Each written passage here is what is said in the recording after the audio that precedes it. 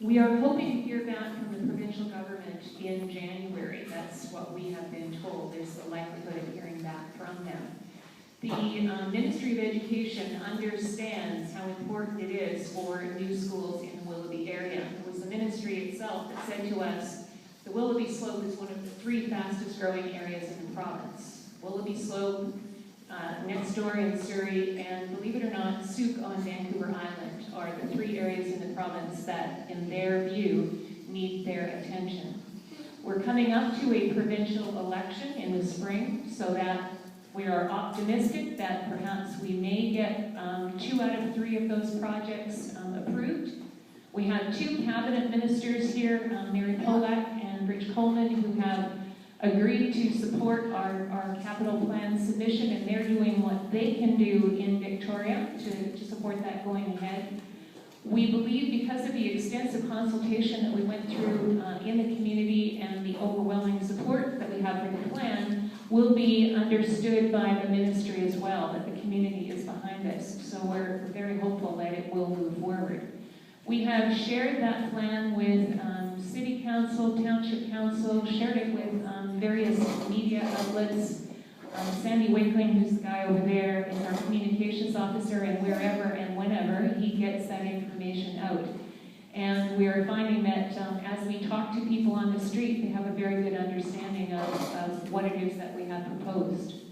So I don't know if you want to add anything to that, Jack. Actually, when it comes to schools, I just blame Wendy.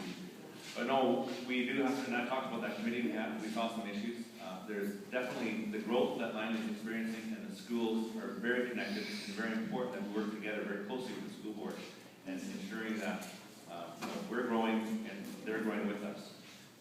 The difficulty I see from not being on a school trustee and a school board, and not quite understanding everything they do because that's their world, is that when you're in a growth period like we are in that part of the township, it's always a step time. You know, you build it, and then the schools are struggling to catch up because of where they're restricted, what they can do. Just recently had the opportunity, several members of council and myself, to tour the new Lynn Fritz Elementary School. Beautiful school, excellent. It's a LEED standard. And I think when the schools are built like that, we've got something great coming out. And one of the things about that is it's the first time, I believe, that we've worked with the school board. There's some rooms that are built in that school that are community use rooms. So the school board and the township working together. So this big building is built. It's not just sitting idle. We've got some community rooms that the township can use too for purposes that we have. So great partnership. But one thing I saw, we went around the back, they had a pad sitting there, some gravel pad, and they said that's for the portables. You know, one thing when you build a school, you don't want to build a school that's going to be big to meet the needs today, because as we can see in some other areas, you know, in Aldergrove and some other areas where schools are starting to shrink in their population size.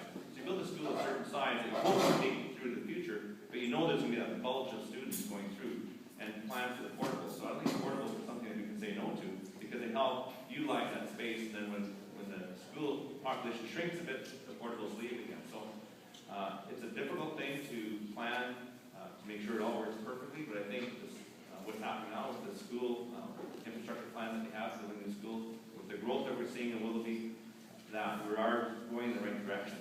But there's always a challenge in a growth area. You go to Walnut Grove, it's built out. You go to Aldergrove, it's built out, and everything seems to be working not too bad in the school. You go to an area where it's growth, you have traffic issues, you have school issues, everything else is just trying to catch up to that growth. And that's just a challenge that we always have. I just wanted to add one final comment. When Jack's talking about growth in a community, it is the Township Council that approves development, and it is our jobs to plan for those schools. However, we don't have the money to build schools. We need to talk to the provincial government, make the case with them that we need the schools, and they provide the money. They don't provide the money until the kids are there. So although we can say we anticipate having enough children in this neighborhood to require a school, until they're actually living in the neighborhood, they don't allocate any dollars out to us. So we are always playing catch-up, particularly in these areas of rapid growth. What we have asked the ministry to provide is money for a secondary school on the Willoughby Slope, and we will convert Mountain Secondary to a middle school. We've asked for an addition to R.C. Garnett, and we've asked for another elementary school in the place of the James Anderson Learning Center. Those are our top 3 priorities. Although they're our top 3, the ministry may not see it the same way. So that's the other thing they can do, is amend or adjust our capital plan on the basis of their research and the amount of money that they have to give out to schools. So we're just waiting to hear from them as they review our plan.